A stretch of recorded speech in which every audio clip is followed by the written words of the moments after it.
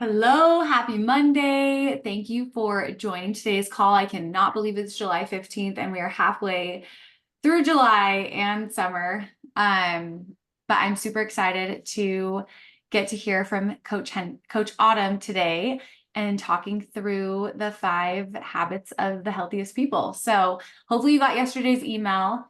If you didn't, let me know. If you're not doing our emails, then I will get you the link so that you do get those every Sunday, our Coaches Corner emails. And Autumn, I will give you access to share your screen if you need it, and we will go from there. Thank you for joining, everyone. Okay, I think you should be good, Autumn. Let me try it. Okay. Is it up? Yeah, just make it bigger. How do I do that? If you The scroll, green in the upper left corner, you have the green little dot. oh yeah. No, like the green dot on Higher. your browser. Your window. Higher. Oh, Higher. Right There. there. Yep. Oh, wow. Okay. So, we're going to talk about habits, which I think is one of the most important things as a coach here at HF that we introduce to people, I think. It was funny when I was writing this email and I picked 5 habits. I'm like, gosh, this is such a biased opinion because this is like my opinion of I what like it I though. feel like. But that's okay because I feel like everybody's look different. So everybody's top 5, or you can say like my non-negotiables, are going to look different. So just heading into today, this is just some that I feel like are important just from coaching lots of clients and being in this world for as long as I have.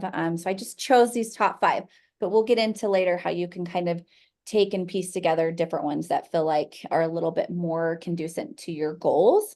So just know this is my opinion going in here. Habits are important because sometimes it takes a little push, a little practice in your day to make things flip-flop in a direction that you're working towards. So here at SOAR, my gym that I own, we work a lot with drug and alcohol addiction from 14-year-old kids up to 70-year-old adults. Habits are huge because habits change you. They put one foot in front of the other, and a lot of practice. They take a lot of mindfulness throughout the day. And so it's really, really important to have a few that you hold on to and not get too spread out too much at one time to work on, right? So if we have a goal of fat loss, if we have a goal of putting muscle mass on, all of these things these habits that we work on in a day will help push us in that direction. So that's why we push them so hard here. At least I do on my clients. But these are just some that I swear by. Okay, so we can kind of just skip down to the first one. No surprise, regular physical activity. And again, you guys, this will look really different depending from person to person, from goal to goal, but any type of physical activity, whether I talk about kids below because kids are huge, getting your kids into some type of movement. Whether you're 8, whether you're 90, I feel like movement is so important. I kind of pulled off the guidelines here to give you just kind of like the basics, just a basic blueprint. So anybody from 18 to 64, you want to aim for at least 150 to 300 minutes of moderate intensity. So we talk about zone 2. I feel like personally, zone 2 is a moderate intensity format of training. So that can look different for everybody, right? You can go outside, you can walk your heels in front of your house, you can go on a hike, you can get on the treadmill, you can put the incline up, you can get on the elliptical, you can get on the Stairmaster. That to me, intentional zone 2 is a moderate intensity. A lot of times I have clients who are like, well, I went outside and I walked my dog, which is great because you have to have that movement and you have to have getting outside, getting steps in, but intentional moderate intensity is where I would consider this to fall. So if you think about 150 to 300 minutes, that's kind of a lot. but you don't have to take it that far, right? You can say, all right, I'm going to shoot for, it's summertime. I've got a lot going on. I'm going to shoot for 3 times a week, 30 minutes a time. I'm going to shoot for 90 minutes. Because when I first read this, I was like, whoa, that's a lot. But you have to kind of break it up and fit it into your lifestyle so you don't get overwhelmed. If it's something that is too unreachable, you won't stay consistent with it and you won't keep it as part of your daily routine. So you have to kind of fit it into your lifestyle and what direction you're headed with that. So that's what I would consider there. 75 to 150 minutes, that's a lot, I think, when you take it like that. Vigorous intensity, aerobic activity. Weight training, I feel like fits into this category. That's just me personally. So lifting weights 3 to 4 days a week. Some weeks might be 3, some weeks can be 4, but really trying to get your heart rate up, bring it back down more into a higher intensity, and then back into a recovery state. And that kind of goes hand in hand to me with the muscle strengthening activities 2 or more days a week. So if you're an adult, you've got to be lifting weights. You have to make it a priority. As soon as our ladies head into the 40s and 50s, that muscle mass that we work so hard to put on in our 20s and 30s, that does a lot for us there. The males for sure. So you kind of have to take a look at it like we want to support getting old, and weight training, super important. Zone 2 is super important. Cardiovascular health, super important. So that's kind of why this is at the top of the totem pole for me personally. I'm a big believer in children and adolescents working out, moving, getting sweaty, learning to lift weights. We have about 30 to 40 kids in our program here at my gym. They range from 8 to 18, and we don't progress little kids in the gym. We don't make sure they're lifting heavy each week. We don't get them doing that angle, but we get them moving the barbell. We get mobility. We teach them how to move correctly in their squat, move correctly in their push press. And it doesn't mean that you have to have your kids lift weights, but I think sometimes we've fallen so far away from our kids playing a ton that we have to go out of our way to intentionally make sure they're moving their bodies appropriately. So 60 minutes of moderate to vigorous intensity playing per day is normal. So sometimes you think, gosh, how do kids not get that 60 minutes a day? And sadly, I don't think a lot of kids do. So super important. If you've got kids, move them in a good direction, because by the time they get here, if they learn it here, addressing it here is going to be no problemo. Older adults, you kind of want to see where you're at with that. If you're starting a physical activity, you want to make sure you kind of, if you're super novice coming into training at 60, you got to be a little bit more careful about the volume that you put in up here. But it should be kind of close to here, maybe a little bit more on the lower end of the volume for the older age. So any type of physical activity is great. Again, we have a biased opinion because we love to lift weights. We love to put that supportive muscle tissue on. So strength training, running, I mean, all sorts of just sweaty zone 2. Make sure you're utilizing it all, because I feel like that at the top of the pyramid will help support many, many other things. And we can look at going into like a little bit of habit stacking, which we'll talk about a little bit lower here. And I think remembering too, like we're talking about optimal, but don't let that scare you from doing something. Like just start where you're at, and you'll be amazed like what you can do in a year as far as just increasing and improving your habits and optimizing. So don't expect to be able to start there if you aren't there right now. That's kind of, just start with what you can handle and shoot to move towards optimal. Yeah. I mean, even if it's twice a week, you're twice a week, you'll hit a plateau better than 0. Yeah. At twice a week, but it could be 3 months. You lift twice a week and you walk.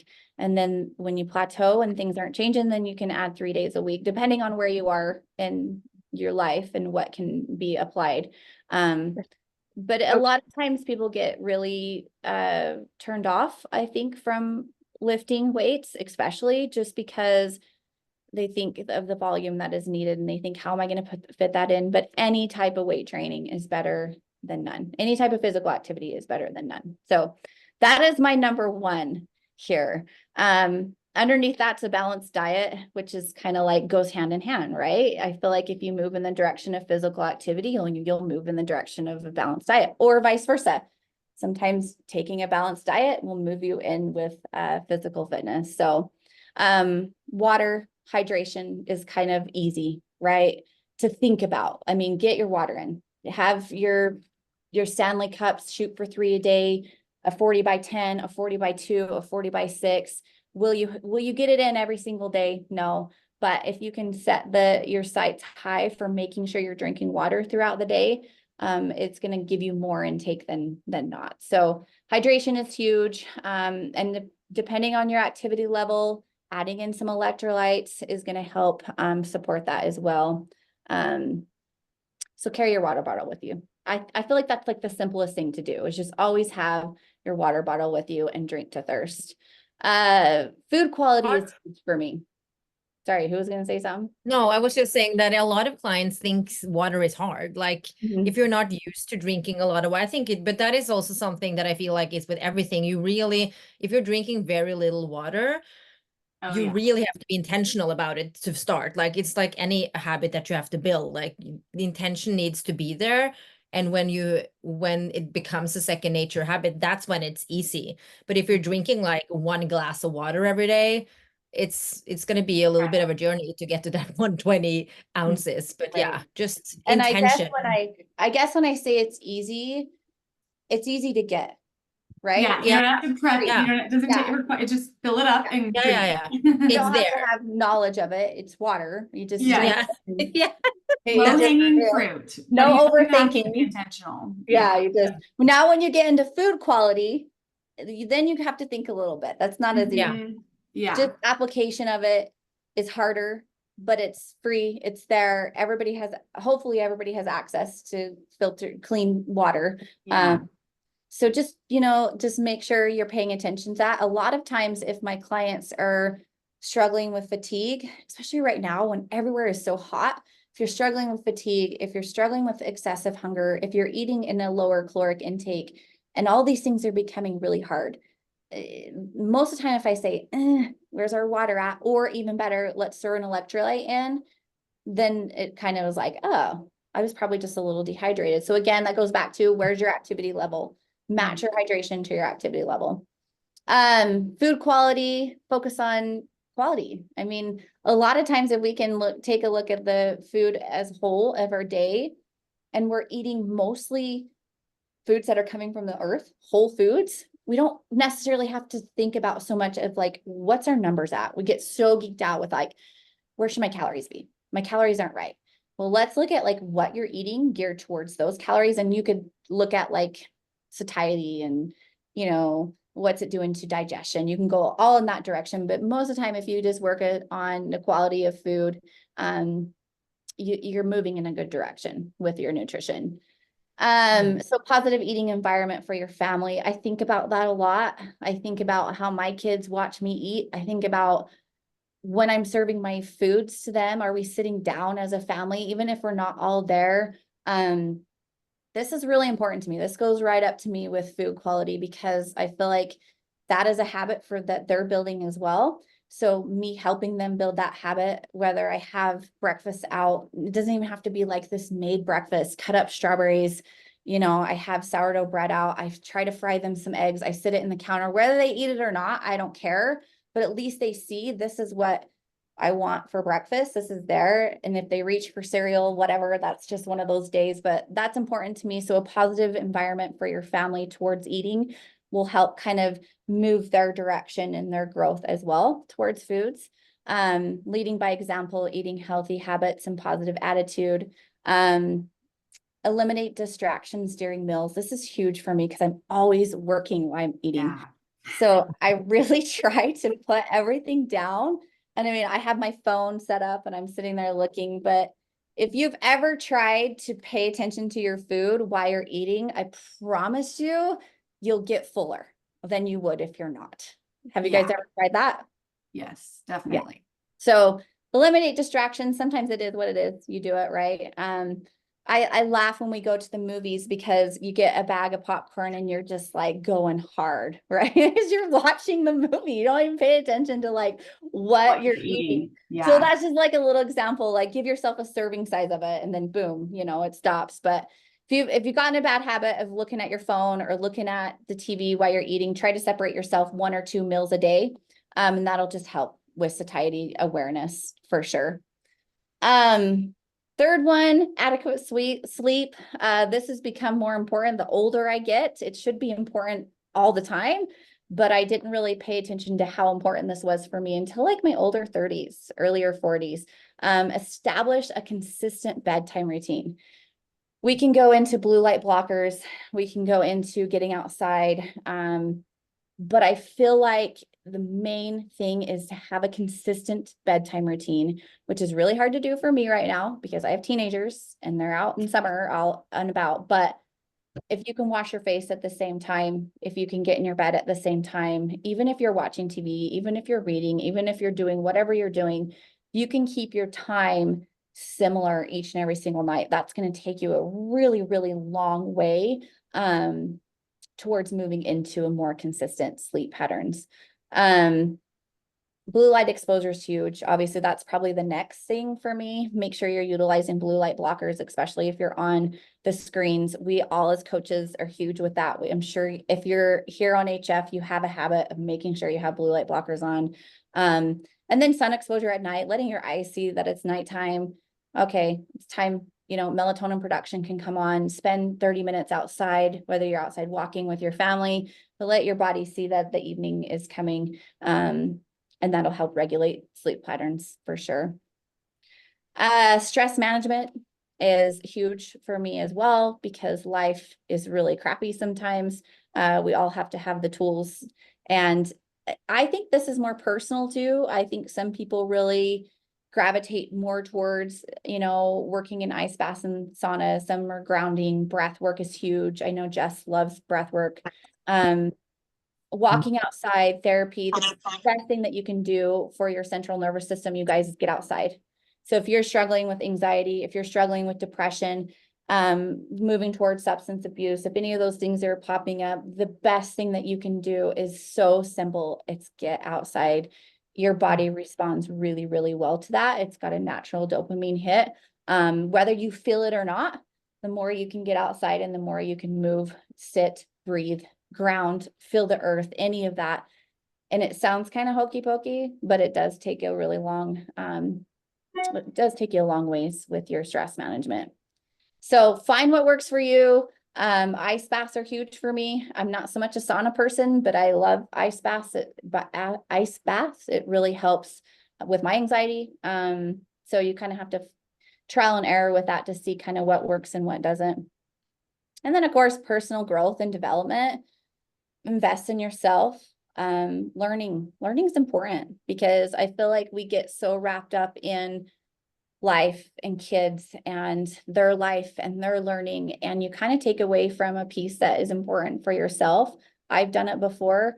And reading's so important. I mean, if you can become a reader, whether you're reading for work, whether you're reading for whatever spiritual side you're on, anything will help with personal growth and goals. It doesn't have to be anything important, but just making sure you're dedicating time for yourself, whether that's 5 minutes a day or 10 minutes a day. It really does help you, which helps kind of flow into taking care of your family and everything else underneath that.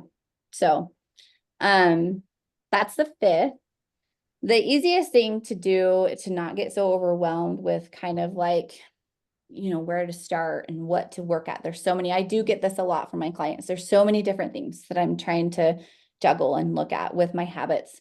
It's like, give yourself one habit just here, so for example, July, I try to focus on 6 to 7 hours of sleep. Do I get it? No. But if I can just focus that on July and you can move through and try to nail that habit down and then introduce something else the next month. Okay. So for example, drink your body weight in water. You have the sleep that you've kind of just mindset towards the month before. So you're rolling with that. Water's coming in the next month. The next month you can add something else. Let's hit our protein goals. So that's 3 habits in 3 months that we're kind of moving in the direction of. And then say the next month you can add in steps, and the next month add in another one, just kind of progress. So then in 6 month time frame, you have these 6 habits that you've really tried to implement total with work time, and you don't get so overwhelmed with like what direction to go and what to think of that way. So that's just a good way to kind of wing things in. And again, these are all going to look different. You don't have to do these. This might be a personal habit of like spending less. Gosh, I got to spend less. That's my 5th habit I'm going to work on. I've got to get off the phone more at bedtime. I've got to spend some more time with my parents, something like that. That'll just help. These are just like kind of mild examples.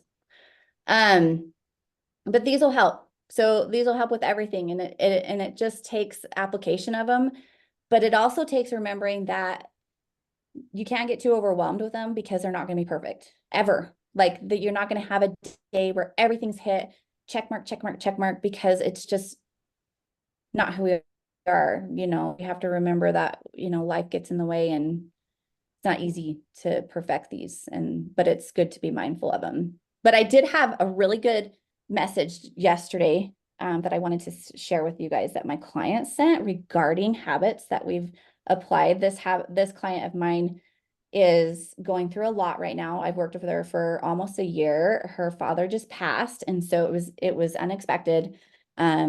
She's coming out of a fat loss phase. She's done an amazing job. She's seen amazing results, but she said, Autumn, I can't tell you how much having all of these lifestyle changes in place that kept me active and making healthy choices has helped me this week.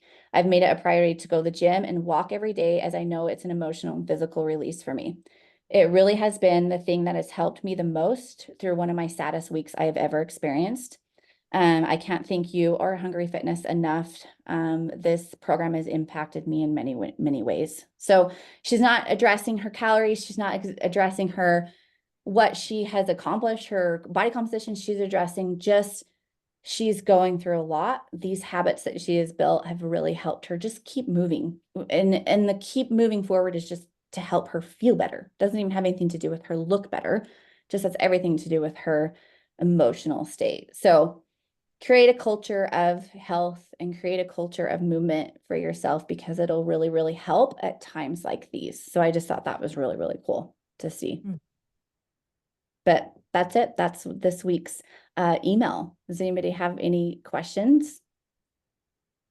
No, I love that. I think like how you talked about just building upon your habits. And I think too, like maybe look at those different categories on the email that Autumn posted and see like, could you focus on something small, maybe in each of those categories, or could you just do one thing? Like we all have different, sized plates as far as like what we can handle in our day.